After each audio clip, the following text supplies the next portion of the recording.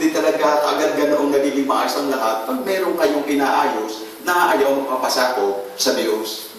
Amen. Kaya ko po rin naman, at siyempre, patunayan po natin na habang nababawasan ay dumadami. Diba? Di ba gano'n? Kung kailan nabawasan ay saka dumami. Parang sa impuli. Sa impuli, kung kailan nabawasan ng madami, ay lalong dumami. Ano po ba? Kasi sa impuli, sabihin natin 50 na nun sila, o umabot nga sila ng 50, pero may natira po sila na 6. 6 na natira. Umalis ang marami. Pero alam niyo ba yung 6 na natira, ngayon ay 70 na? Ayun po ang ibig sabihin. Amen. Kaya ngayon, kung kayo man ay nabawasan, walang problema yun. Madali naman ang magdagdag. Amen. Kaya lang yung patunayan na habang nababawasan, lalo nadami. Amen po ba? Amen. Kaya pupurihin ang ating pong Panginoon sa kanya pong kabutihan sa buhay ng bawat isa po sa atin. At siyempre, katulad po ng inyo pong pinag-aralan ngayon, nag-midweek service kayo about miracle healing and deliverance service. Pagkatapos ay nagkaroon kayo ng prayer meeting. Paano ba ito ay ating makukuha? Diba? Mahirap po kasi yung aral lang kay aral. Ngayon ang bunga ay wala.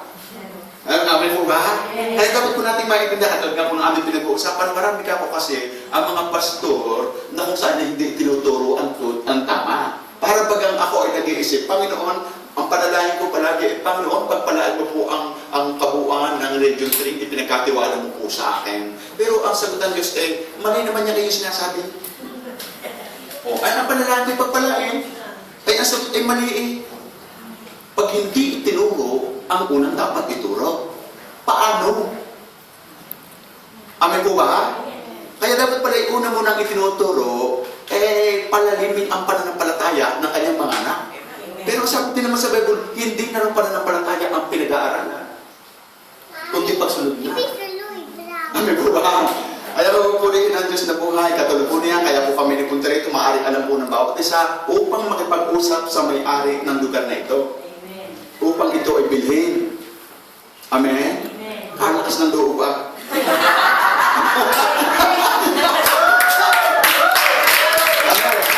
Pero lagi po natin tatandaan, wala naman talagang imposible sa Diyos. Ang mahalaga lamang sa pagbili ng lugar na ito ay hindi lamang talaga dapat ang panalangin. Hindi lamang ang panalangin, Panginoon, gusto po namin ang lugar na ito ay makuha. Kundi ang pinakamaganda, sa lugar po ito na aming pinaplanong bilhin, ako ay kasama. Amen? Paano naman mabibili kung ikaw ay walang ambag? Amen? Yun po ang ibig sabihin, kasi may mga bagay-bagay na kayang ibigay ng Diyos ang lahat ng bagay, pero tayo mismo ang kulang. Di ba natatandaan nyo yung mga nakaraang napapag-usapan po natin? Sabi, naulit ko po ito sa Norway. Sabi ko nga po, meron pong nagsabi na ang pera ay hindi problema. Sa pagbili ng lugar, ang pera ay hindi problema. Ang problema lang, Mamahawak. yung taong may pera. Ano po ba? Amen. Amen. At ulitin ko yung sinabi ko po kanina na hindi naman ang iyong panalangin ay tama. Pero kung hindi mo sasabihin kung paano magiging tama ang mga bagay na yun at inyong mararanasan, hindi yung tama. Di ba katulad ng Panginoon, pagpalain mo po ang kabuuan ng Region 3, pinagkatiwala mo po sa akin pong mga kamay. Siyempre yun ang aking panalangin. Na pagpalain ang kanyang mga anak, lalo higit yung hawak at pinagkatiwala sa akin. Kaya sabi ng Diyos, ituro mo muna ang paraan. Ituro mo muna ang susi. Amen? Ang susi upang ito ay kanilang maranasan, ang ako ay kanilang ibigin. Ang pag-ibig pala ang paraan upang tayo ay pagpalain. Alam niyo ba ang pagbibigay ay bunga ng pag-ibig dapat? Mula ngayon ay inyong aaralin. Mula ngayon ay inyong aaralin na ang pagbibigay ay hindi paraan upang tayo pagpalain. Ang pagbibigay ay paraan upang ipakita mo na minamahal at iniibig mo ang Diyos. Ano po ba? Yun ang unang dapat na maunawaan ng isang tao. Iniibig mo ba ang Diyos? Tatanungin ko po kayong lahat. Lahat kayo'y magsasalitang, oo, iniibig ko ang Diyos. Pero walang umiibig na hindi sinusunod ang iniibig. Amen. Kayo ba nakakita ng umiibig ay hindi sinusunod ang iniibig? No. Sino ang mag-asawa? Di ba kayo mag-asawa? Subukan nyo kayo'y nagmamahalan sa isa't isa. Ano bang ipinabuutos ni Brad? Susundin mo dahil mahal mo. Ano bang iniutos mo sa kanya? Dahil mahal ka niya, susundin niya. Yan din ang Diyos. Mahal mo ba ang Diyos? Amen. Ano gagawin? Sundin. Susunod lang. Kasi pag hindi natin sinunod ang Diyos, hindi mo iniibig ang Diyos. Amen. Amen? Amen. Kung iniibig ang Diyos ay susundin ang Diyos. Ang sabi ng Diyos, ibigay mo ang akin. Ang tigkakahiligan. Usapan lang eh. Iniibig mo ba ang Diyos? Ang sabi ng Diyos, ibigay mo ang para sa akin. At pag ibigay mo ang para sa akin, bubuksan ko ang langit. At ahagdangan ko ang lahat ng salot. Protection mo ay iyong mararanasan. Ngayon, yun lang ang paraan para pala pagpalain. Unang ituro ay ang pag-ibig. Ang pagbibigay ay paraan upang sabihin mong iniibig mo ang Diyos. Ang pagbibigay ay ang paraan upang ipakita mong ikaw ay sumasampalataya sa Diyos. Sapagkat ang hindi pagbibigay ay hindi pananampalataya. Amen? Amen. Ang nag-uutos, lagi mo nyo tatanda, ang nag-uutos ay ang may lalang ng langit at ng lupa. Ang nag-uutos ay ang may likha sa atin na anumang bagay ay kaya niyang ibigay. Bakit hindi natin kayang sundin? Isang pulpo lagi ay ang kamote.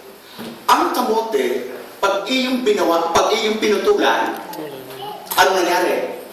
Tatalbos. Tanong ko lang, ano ang nangyari nung maputulan ang kamote? Sa sanga-sanga. Nabawasan. Nabawasan si... Nabawasan eh. Nabawasan si... Amen? Nabawasan. Pero noong mabawasan, parang 100 na nabawasan ng 10. Pero kailan dumami? Nung mabawasan. Bakit di mo bawasan? Ang pagbabawas ay ang pagbibigay mo ng para sa Diyos. Kung sa kamote walang imposible, sa Diyos pa kaya?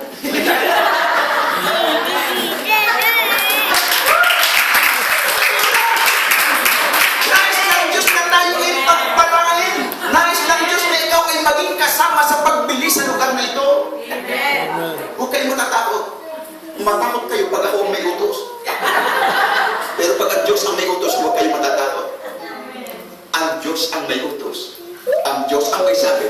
Pag ginawa mong bagay na ito, saka mo lang siya mararanasan. Saka lang natin mararanasan, tunay ka nga pala. Hanggang ngayon, hindi mo pa alam. Kapag hanggang ngayon na hindi mo alam na siya'y tunay, meron kang kulang na di ginagawa para sa Kanya. Pero tunay ang Diyos sa gumagawa para sa Kanya. Masasabi ko, ang Diyos ay 100% tunay. Ang Diyos ay tapat. Sa tapat. Pero ang katapatan ng Diyos ay hindi maranasan ng hindi tapat. Amen? Ang Diyos ay Diyos ng pag-ibig. Pero ang pag-ibig ng Diyos ay naranasan ng umiibig sa Kanya. Kaya ngayon dapat natin maunawaan, ang Diyos ay huwag natin kataputang sundin. Sundin natin ang Diyos.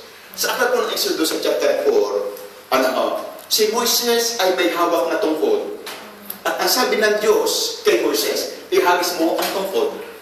Anong nangyari sa tungkod? Ano sumunod na utos? Ano sumunod na utos? Kuhanin. Damputin. Damputin mo.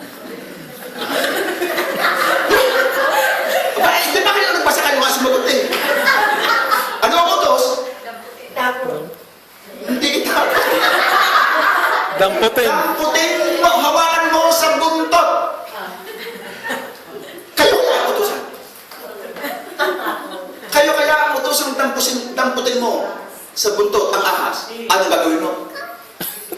Kaya ang ahas ay talagang yan ay nanunuknak. Ang ahas ay talagang matapang. Pero paano mo malalaman na ang ahas ay pwede maging tungkod? Nalaman lang ni Moises na ang ahas ay pwede maging tungkod nung ito kanya hawakan. Dahil ang Diyos ang may utos, hindi siya natatakot na hawakan. Sa ako may kagatin ay utos niya eh. Minsan tayo natatakot. Minsan tayo natatakot na sumunod sa Kanya. Pastor, kulang. Kulang ang pambayad sa bahay ay kulang. Magtatis pa ako, di lalo na ako kulang. Tatanda maging husto. Lagi kayong kulang. Lagi kayong kulang. Kulang plus kulang. Yan yan! Kulang. Kaya laging kulang. Sapagkat mayroong yung magbibigay ng kasapatan ay wala. Ang Diyos lang ang ating kailangan. Amen po ba? Amen. Kaya kung kailangan po nating maranasan sa lugar na ito, kung mayroon man na umaalis dahil sa tayo, no problem. Hindi ako natatakot na ituro ang katotohanan. Sapagkat ang katotohanan ang magpapalaya sa tao. Amen po ba? Kaya lamang sa totoo lang ang umalis ay hindi nalalaya. Dahil nagpunta siya sa hindi nuluturo. Ang tama. Nakuha po natin. Kung kayo'y maghanap ng church, yung tama. At yung kayo'y tinatamaan dahil kayo mali. Hindi pwedeng tamaan ang tama. Ang tinatamaan lang ay ang mali. Amen. Pero kung gusto mong ikaw ay maging tama, pakinggan mo ang Diyos na nagsasabing, ito ang iyong gawin. Subukan yung gawin ito, hindi kayo tatamaan sa linggo. Kasi minsan tayo ay nasasaktan. Nasasaktan tayo dahil tayo ang tinutukoy ng Diyos. Na tayo ay takot sumunod sa Kanya. Pero subukan mo sumunod ka sa Kanya. Ang sasabihin mo sa susunod na linggo, hindi na! Hindi na! Yung kasi, ang tama ay laging masaya. Amen.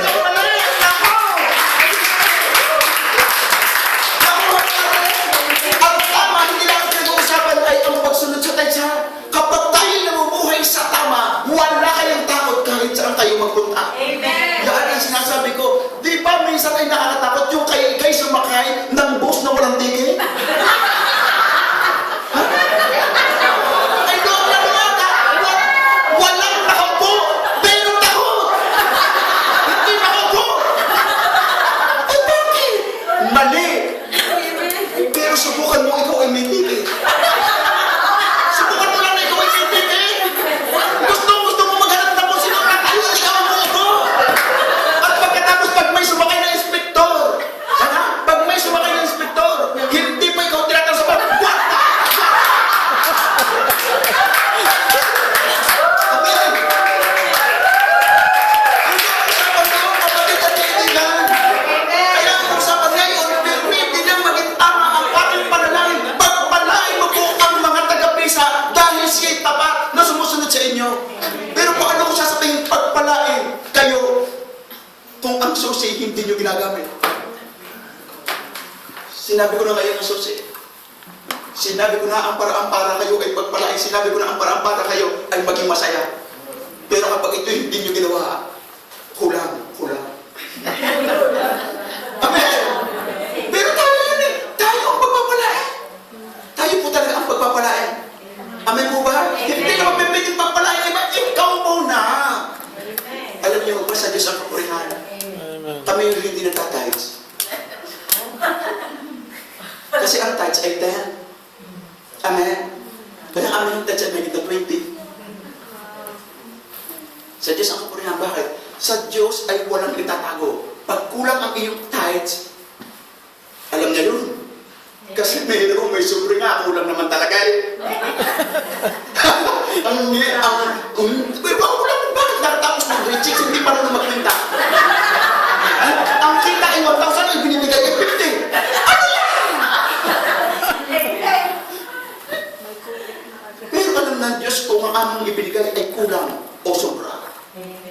Ang galing, ang sarap manalangin, Panginoon, ang sabi mo, alaman mo ang aming binibigay. Alaman nyo, kahit kuha, gagamitin ng Diyos sa tapat. Bakit? Kahit hindi sumasampalataya, pipiling gamitin sa iyo. Dahil kapag nakita ng Diyos na ikaw ay tapat, pipiling gamitin ng ibang tao para i-supply ang lahat ng iyong kailangan. Ano po ba? Amen. Danas po namin iyang mag-asawa. Mula noon hanggang ngayon, hindi kami nagkulang sa lahat ng aming kailangan. Bakit? Mayroong Diyos na tapat na nangako. Amen po ba? Amen. Ay, yun ang dapat natin gawin. At sabihin mo sa iyong katabi, para lamang kayo ay tumami, magbago ka. Nagbago ka. Magbago ka. Magbago po tayo. Amen. Isang dami na sinabihan. Meron pa doon. Ano naman pwede pang i-adjust din kung puno. Amen. Kaya kung dapat lalo, alam mo yung inihanda ng Diyos ang lahat-lahat para tayo po ay lubos ang pagpalain ng ating pong Panginoon. Amen po ba? Hindi pa sila lalabas pa rin. Amen. Kaya po yun po rin, huwag po tayo natakot dahil ang Diyos ang may utos. Amen. Sabi nga po ng Bible, di ba sabi ng Panginoon nung sila Pedro ay paunahin ng ating Panginoon sa kanila pong ginagawang paglalakbay. Pagkatapos ng Panginoon ay mangaral, ang Panginoon ay pinauna na ang mga alagad sa Matthew chapter 14. Sa Matthew chapter 14, ang mga alagad ay pinauna na kung saan ay mamangka. Sabi po ba, nabasa niyo yung pinauna na kung saan ay mamangka? Magmamadaling araw na hindi pa nakakarating? Bakit hindi nakakarating? Wala. Bakit hindi pa sila nakakarating? Ay madaling araw na kalapit naman ang tatawirin. Ang usapan Bagyo. ay salungat. Salungat sa alon, na ang ibig sabihin ay salungat sa lakad sa gusto ng Diyos. Kapag tayo salungat sa gusto ng Diyos, hindi tayo makakarating sa gusto natin. Meron tayong gusto, hindi natin makuha dahil salungat. Gusto nila makatawid sa kabila, hindi naman makatawid. Bakit? Salungat. Sa hangin o sa alon. Mahirap lumakad na salungat sa gusto ng Diyos. Amin po ba? At maya-maya ang Panginoong Jesus ay nakita ni Peter na kung saan ay naglalakad. Ang sabi ng mga alagad o sabi ni Peter, multo! Multo raw! May takot. Bakit hindi ba kayang gawin ng Diyos ang maglakad? Bakit ka matatakot? Amen? Eh sabi ng Panginoon, huwag kayong matakot. Ako ito. Sabi ng Panginoon na. Kung ito nabasa nyo, aagir kayo. Ako ito, huwag kayong matakot. Ang sabi ni Peter, kung ikaw iyan, palakarin mo ako. Kung ikaw iyan, ay palakarin mo ako. Ang ibig sabihin, yung ipinakikita ng ating Panginoon dito, ang may pananampalataya, anuman ang iyong pinagdadaanan, ay hindi ka lulubog. Amen? May pananampalataya ka? Amen. Hindi ka lulubog. Ang tubig naman yun ay hindi literal na ngayon nagpipili ka lumakad. Amen? Teko nga, ako lahat. Ay lulubog ka, literal.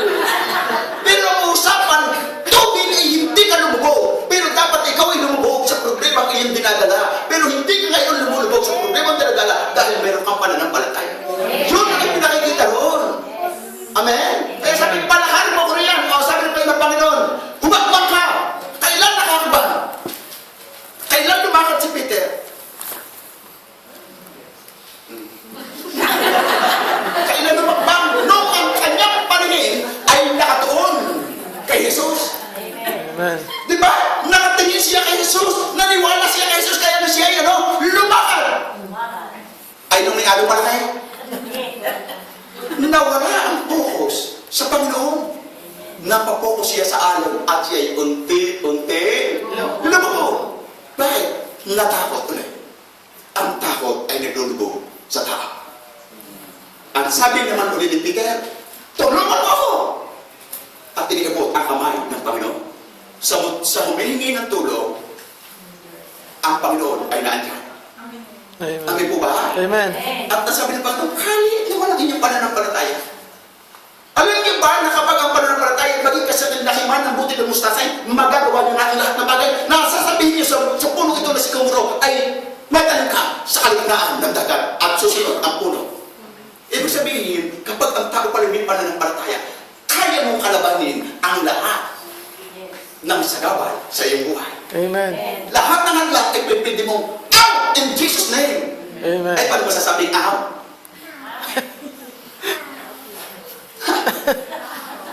Ang nakapagsasabi ng out in Jesus' name, si Jesus ay nasa kanya. At kapag sinabi mo ito, at totoo ka na nagsabi na yun, tagumpay ka. Pag sinabi, in Jesus' name. Ano ba kaya ito? Para ka naman joke-joke lang.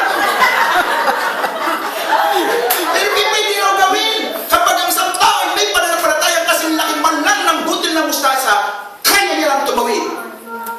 Ano man ang iyong pinagdadaanan sa buhay, ay kaya mo na itong harapin na hanggang ang tulong ng Panginoon. Amen po ba? Amen. Kaya dapat po natin maunawa ang pagsunod sa Panginoon, hindi ka na mabibigo magpakailan pa man. Natatandaan niyo yung alibugang anak nung bumalik. At pagkatapos nung bumalik, dumating ang kapatid na panganay. At ang panganay nung makalamang, ano meron ko sa atin? Sabi sa katulong, dumating ang inyong kapatid, nagpatay ng pinadabang guya. Guya. Pinadabang kasi, pinadabang guya, sabi niya. Pagkatapos, hindi pumasok.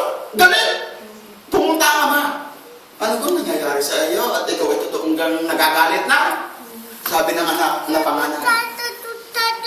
Dumating ang inyong anak na lumustay ng kayamanan pagkatapos ngayon ay ipinaghahandaan niyo pa. Samantala ako ay tapat na kayo'y aking pinaglilingkuran.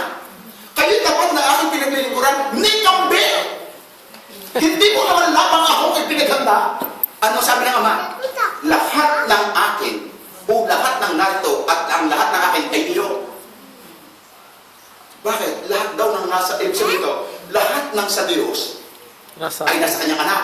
Amen. Ikaw ba yan, anak? Amen. Ay bakit wala sa iyo? Yun ang ibig sabihin ng Panginoon. Lahat ng akin ay iyo. Ang usapan lamang, yung akin ay hindi mo matanggap dahil hindi ka nakinig. Pero lahat ng akin ay iyo. Nagsabi ka bang ipagpatay ng kambing? Hindi ka naman nakinig. Ganyan tayo. Kaya tayo walang natatanggap sa Diyos, hindi tayo nagpipray. Hindi tayo nagpipray, kaya tayo walang nakukuha sa ating pong Panginoon. Amin po ba? Alam niyo ano nangyari? Inilagay ko yan sa Facebook. Inilagay ko sa Facebook ang sabi ng Ama, lahat ng akin ay iyo. Na nilagyan ko pa ng parenthesis pa. Ibig sabihin, hindi ka lang nahingi. Sumagot at ang aking anak doon sa Facebook. Sana magkaroon ako ng panibagong cellphone. Ay, ano nangyari? Eh, di mo ang cellphone inapa sa kanya. Eh, bakit? Ay, humingi eh. Yun ang ibig sabihin. Kung ako na ama, nung ang aking anak ay humingi, Diyos pa kaya kung ikaw ay anak, ang hindi ibigay ang iyong kailangan. Alam ng Diyos ang lahat ng ating kailangan, hindi ka lang nahingi. Di ba mayroong sabi sa Matthew 7:7, ano? Humingi kayo at kayo'y Yan. di ba? Kailan daw bibigyan? Kumatok ka? Bubuksan. Kailan? Kumatok. Hindi ba minsan may sumusona? Sabi mo, ikaw ay nasa bahay, sabi, parang may sumuna. Hindi kasi yun. Pero kapag tumulog ka ng pagkataw, sabi ng diba, ay, meron nga. Yeah. Si Ana po.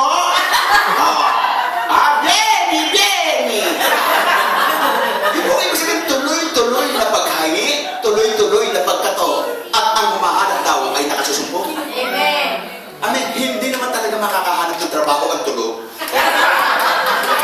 Amen. Amen. Yung po ibig sabihin na lahat, kaya purihin ng Panginoon sa kanyang pagpaputihan sa buhay ng bawat isa po sa atin na ngayon ay naandito. Isang malaking pagpapala na tayo ngayon ay naandito upang malaman mo, mayroong totoong himala. Mayroong totoong healing. May totoong deliverance. At may totoong Diyos na tumutugon sa lahat ng ating kailangan. Ang mahalaga lamang, ang ating pinag-aaralan ay iniaaksyon. Ang sabi ng Panginoon, ang akin, sa John chapter 10:27, ang akin ay nakikinig.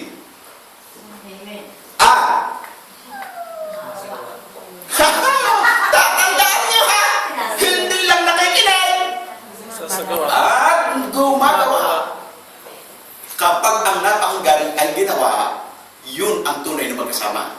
Subalit ang taong nakinig at hindi niya ginawa ang kanya napakinggan, ang sabi ni Santiago, para kang humarap sa salamin. Nakita mo nang may dumi, hindi mo ba inalis at bakit pang marap? Diba? Lahat naman tayo humarap sa salamin. At ang totoo, hindi mo kang gustong makita. Mukhang makulay-kulay yata rin. Diba? Meron kang gustong ayusin gayon din. Bakit ka umaten sa church? Bakit ka ngayon inaandito? Dapat tayo inaandito para tayo'y mapagpala sa kanyang salita. At ito yung isang malang pagpapala kapag ito ay ating ginawa. Amin po ba? Ay kung paano ako'y nakinig at ginawa ko ang aking napagkat, yun din ang inyong gawin. at maranasan nyo rin ang aking naranasan. Amen. Amen. Kahit puno ng problema, tuloy lang. Amen. Ay, bakit problema ba ang pwede ko madlang sa iyong pagdating ko? Narinig mo lang kahit pagdating ko ngayon ay hindi nagtatouch. Yung ba ang inyong pagkarinig na yun ang dahilan kaya ang ikaw ay Alex? Huwag yung magiging dahilan. Ang inyong ipag-pray, Panginoon, John 17 verse 5, sabi ng mga ligal, dagdagan niyo po ang aming pananampalataya. Yun ang ating hihilingin. Kung hindi mo magawa ngayon, Panginoon, dagdagan mo po ang aking pananampalataya para magawa ko ang ipinagagawa mo. Ang sabi ng isang ama, kung kayo po'y may magagawa, pagalingin niyo ang aking anak. Ang sabi ng Panginoon, anong sabi mo? Anak? Anong sabi mo? Kung ako'y mayroong magagawa, lahat ay magagawa sa may. Pananampalataya. Alam niyo naman ang sagot Alam niyo rin ang sagot na gagawin ng Diyos ang lahat sa may pananampalataya. Kaya sa madaling salita, bakit ang Diyos ay hindi gumagawa sa akin? Anong kulang? Pananampalataya. Kaya ano kailangan? Dagdagan ko po ang aking pananampalataya. Amen. Tama po ba? Amen. Okay ko ba yun? Maliwanag na maliwanag. Kaya kayo ngayon din masarap natutulog. Yun ngayon ang salitang bulay-bulayin nyo ang inyong napakinggan. Tama nga yung sinabi ng maitim. Tama naman talaga yung sinabi ng maitim na yun. Totoo naman talaga. Titingnan ko nga. Sabihin ko talagang ibibigay ko na sapat sa Panginoon. Pero tatandaan nyo, pag inyong ibinigay, walang itinanim na agad ay sumipot. Tatandaan nyo lang ha. Baka akala nyo pagkatanim nyo ibigla sumibol. Ang sabi ng maitim na yun, pag ibinigay ko, huwag papakalain. Huwag kayong magalala. Sisibol din yan pag ang iyong motibo ay tama. Panginoon, ibibigay ko ito dahil mahal kita. Pag nakita ng Diyos, kahit 3 buwan, hindi pa nasibol. Panginoon, basta ibibigay ko dahil mahal kita. Ay, nako, isang araw sisibol din yan. Ang pinakamahirap yung madaling sumibol. Abay, ang mais, ay pagka naitanim mo, mamaya nakita mo, abay, may nasuloy na, mamaya-maya patay. Ang pinakamaganda, yung matagal sumibol, ang tagal naman ng buhay. Amin po ba? Kaya umurihin ang ating pong Panginoon. Naku, praise the Lord. Masakit na buhay. Walang problema ang hindi nahupag sa anak. Totoo lang ang tao yung kakaproblema dahil ang kanyang sarili ang sinusunod. Subukan nyo ang Diyos ang sundin, wala kang problema. Sumunod ka lang sa Diyos, hindi ka magkakaproblema. Amin po ba? Kaya ano yung problema ang tao dahil ang kanyang sarili ang kanyang sinusunod. Pero kapag ang tao ang sumusunod sa Diyos, wala siyang problema. Maraming problema, ikaw talaga ang sumunod sa iyong sarili. Amin po ba? Itong mga kabataan, kaya may problema, kanyang sarili ang sinunod. Sabi ng mga matatanda, sakala mo na ikaw malila. Subukan yung mga kabataan mga ilagagad, kayo magkakaroon ng problema. Amen? Amen. Kaya minsan kasi pag ang tao hindi marunong makinig, nagkakaroon ng problema. Amen? Lalo pagka mga kabataang babae, saka ka muna ikaw na may titresi pa. Saka ka na mag-asawa, saka ka na mag-inlaw. Basta, siya na. Ay, naka, mamaya-maya pagbukan na ng problema. Pero kung nakinig ka lang, pagkatapos mamaya-maya iiyak ha. Naku, wag. Ang pag-iyak nga ay tayo rin ang may gawa. At sasabihin pa ng kalugaan, o sabi ng Panginoon, ako ang nakikita, ako ang nakisisi, wala naman akong kasalanan. Akala ko talaga ito, saan lang kinuha yung awit na yun? Ang Panginoon pala? Ay bakit? Kasi nga naman wala naman siya kasalanan, mamaya-maya si Ari yung sisihin. Ikaw naman na may gawa. Di ba? Kaya ka naman wala ngayon, hindi ka nakikinig sa akin. Kaya ka ngayon uubo-ubo, ayaw mo asin ang sigarilyo. Amen. Eh sabi ko, magpasalamat kayo, may church na tama. Hindi lahat ng church ay tama. Hindi ako naninira ng church. Amen. Pero hindi naman talaga lahat ng church ay tama. Amen. Di ba? Darating ang panahon, ang mga tao ay maghahanap ng aral na ayon sa kanyang gusto. Timothy. Hindi daw aral na ayon sa kanyang gusto. Ay ang aral na gusto mo ay yung hindi ni-exortantan sa inyo ka. Amen. Pero ang pinakamalaking kasalanan kasalanan ng isang tagapangunay ang hindi ituro ang tama. Kasalanan ng isang tagapuna ang hindi ituro ang tama. Kasi pag hindi tinuro ang tama, paano na ang mga tao ay matatama? Amen. Ituro ang tama. Ang Panginoon mang ganyan din, sabi nga ng mga alagad, Panginoon, nasaktan po sila. Ang sabi ng Panginoon, kung sila'y ating hindi sila aalis, kaya naman sila umalis, hindi yan natin. Oh. Di ba ganun lang naman? Oh, ay kakampi ko nga ng Panginoon, subukan niyo kayong umalis. Ay sabi ng Panginoon, lahi na mo na, hindi naman hindi atin.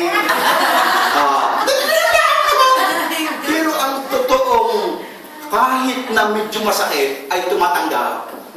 Sabi ko, salamat Panginoon. Talagang salamat Panginoon. Nalaman ko na ang katotohanan. O, yun eh. Ang matatama na ang kanyang buhay.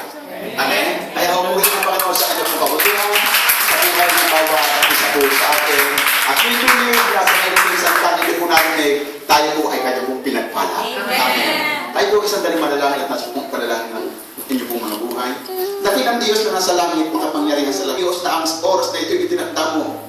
Hindi para isang aksidente sa amin po mga buhay, kundi ito isang pagpapala na itinuro po sa amin ang mga paraan kung paano kami, O Diyos, ay iyo pong pagpapalain. Kung ano po namin maranasan ang lahat ng bagay na kung saan ay nakahanda sa kalingitan para sa amin po mga buhay. Ang tanging paraan, Panginoon, ay ang kami ay sumunod sa iyo. Alsin po namin ang takot sa amin pong mga puso.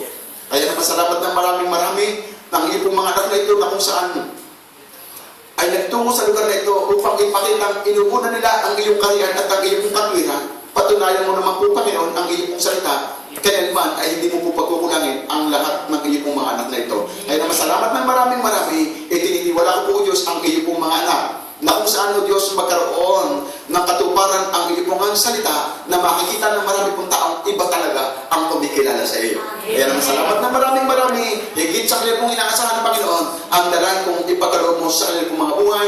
Katulad ng iyong pong sinabi sa Aklat ng Korinto, hindi pa nakita ng aming pong mata, hindi pa sumasagilin sa aming pong isip, o hindi pa namin narinig ang nakahanda mong magagandang bagay sa sinumang umiibig sa iyo. Kaya naman, O Diyos, ito'y maranasan ng iyong mga anak. Salamat sa pangalan ng Panginoong Jesus. Amen. Amen. Praise the Lord.